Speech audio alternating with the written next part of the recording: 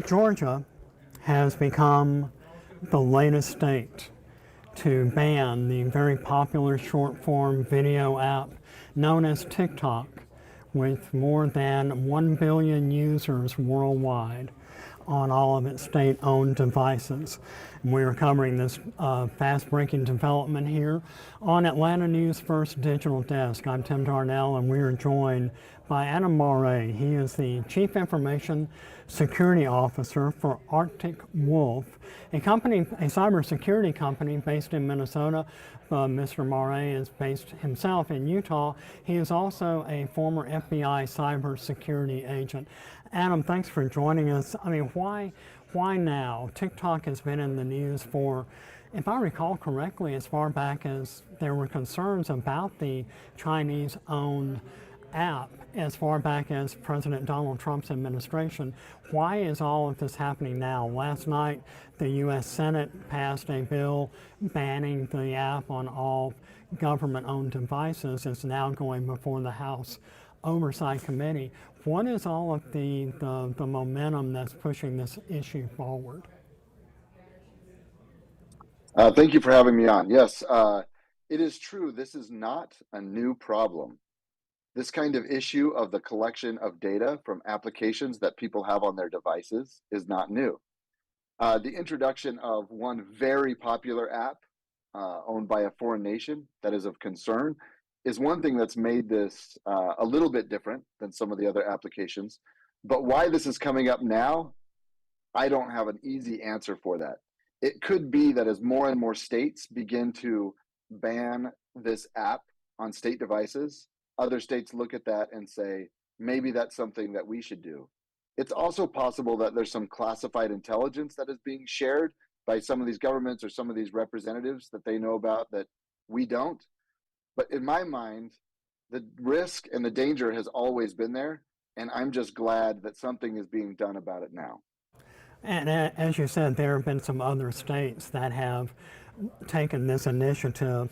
I think, and by my count, a little while ago, Georgia will be about the 9th or 10th state to actually officially ban this app on state-owned devices. You know, TikTok is owned by ByteDance, which is a company in China. A lot of members, apparently, of the Chinese Communist Party are executives of this company. Can TikTok challenge this? I mean, does TikTok have any legal or political avenues that it can pursue in order to fight the ban of its app here in the U.S.? Yes, I believe they do. Now, I'm not a lawyer, and I'm not, well versed in that part of legal jurisprudence. But I will say there's certainly avenues that they can take, be they political or legal, to try to challenge this. However, most of this is being done by the executive branches of these states, and they have a lot of leeway to say what can and can't be on their government systems. I think it's useful to note here that these bans so far have not gone to the step to banning the app, like for the whole country, for private citizens. This is on government systems. And I think that's a clear distinction here. And honestly, I don't think that these governments should stop with just TikTok. They should look at other applications that are on, again, government systems to see, are they collecting too much information or information? I mean, a lot of sensitive information are on these devices. Do we want these applications, be they US owned or owned by foreign nations, do we want these applications to collect that kind of information on government owned systems? So I think that's a clear distinction that people need to understand. They're not talking about banning this on private devices. Now, I also think private citizens should also be very aware of what data is being collected on them and what that data could be used to do. But I think there's a clear difference. But yes, I do think that TikTok and any other company or entity that's banned from government devices can, I believe, bring some objections. But how successful those would be, I wouldn't be able to say. And it's interesting you were talking about whether or not this app could actually be banned from private citizens last night, Tuesday night, December 14th, when the U.S. Senate actually passed a bill banning TikTok on federal-owned government devices. From what I understand, Florida Senator Marco Rubio is actually proposing and is advocating banning the app for private citizens in the United States. Is that even possible? Can you actually ban an app that is so hugely popular and so hugely influential among so many hundreds of millions of American citizens? Can that actually be done? Yeah, I do think some of the foreign commerce powers of the United States government would allow them uh, to be able to ban something like an application. Again, I'm not an expert in that area, but I do believe there are tools that the government can use in that direction. However, you know, like you said, it's a very popular app. And whether or not there would be backlash or the political will to do this is another question. I also want to bring up that, yes, this is a foreign owned application, and there are questions about where the data is being held and with whom it's being shared. But all applications of this type, especially social media, collect a lot of data, whether they're US owned or foreign owned.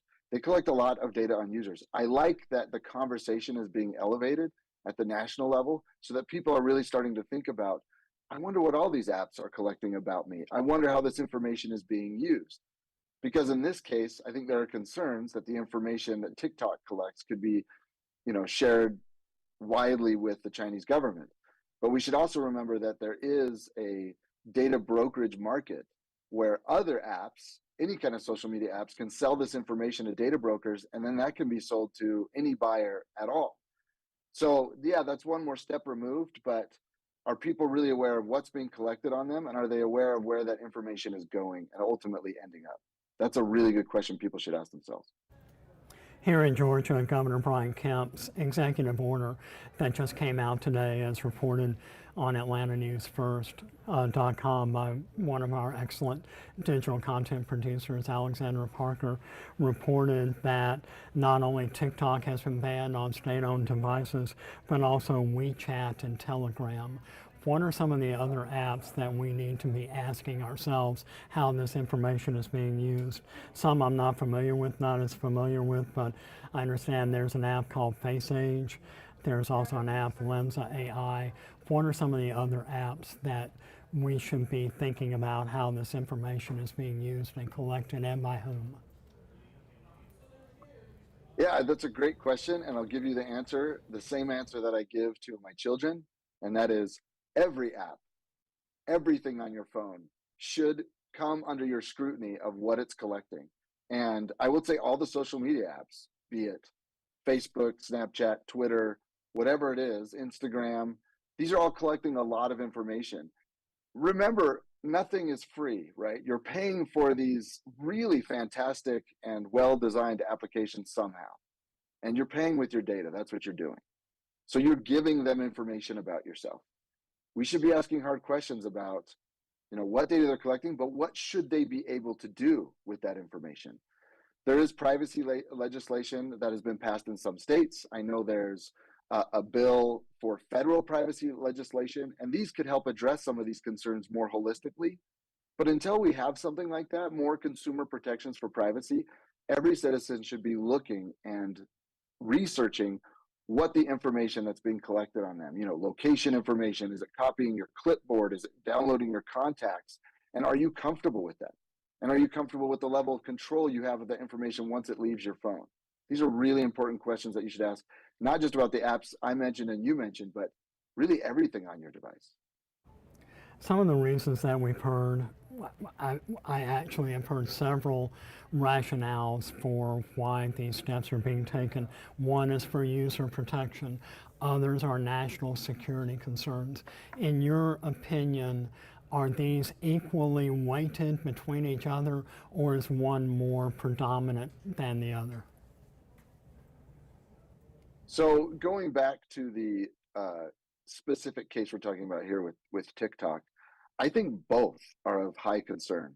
So I could imagine a foreign government, any foreign government really, using specific data on an individual to target that person for, targeted phishing campaigns that we call like spear phishing campaigns, where someone might be trying to socially engineer that person specifically using information that's been collected about that particular person. Another concern that's of, equal gravity would be influence operations. Think propaganda. So can an aggregate of this information be used to target a specific population of people to try to sway their opinion? Or even manipulating the algorithm itself on what it shows people to get them to, be more favorable toward a political opinion or opinion about a foreign nation or something like that. These are all very concerning things because targeting individuals can lead to breaches, it can lead to further data disclosures, and targeting whole populations' opinions can, have a very lasting effect on everything from elections to how people, view privacy. So I think they're of equal concern. We are wrapping up our conversation here on the Atlanta News First Digital Desk with Adam Marre. He is a former FBI cybersecurity agent and now Chief Information Security Officer for Arctic Wolf, a company specializing in cybersecurity. Final thoughts. What's going to happen next? What do you envision happening over the next couple of years between now and, say, the next presidential election? Are we looking at a full-scale ban on some of these apps or severely curtailing? And asking just a question I asked a little while ago, is this even possible for a total prohibition on these type of apps moving forward?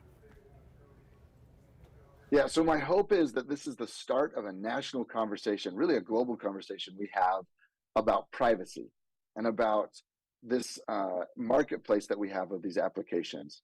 And, whereas I think banning has a place in our tool set of how we deal with this, I really think we need to look at more holistic solutions like passing data privacy legislation that can really affect all of these applications and everyone. Things similar to GDPR, the privacy legislation in the European Union, or CCPA, the privacy legislation in California. We should really have a federal national version of this. And so what I hope is that this acute specific conversation about TikTok turns into a more broad conversation where we're honest about how these companies are using our information and what we want them to do with it and how we can protect the individual consumer and the American population. Adam Marre, thanks for joining us as we continue to cover Governor Brian Kemp's executive order regarding the banning of TikTok, transfer, and WeChat on all state-owned devices. Thanks to all of you for watching Atlanta News First here on our streaming digital apps.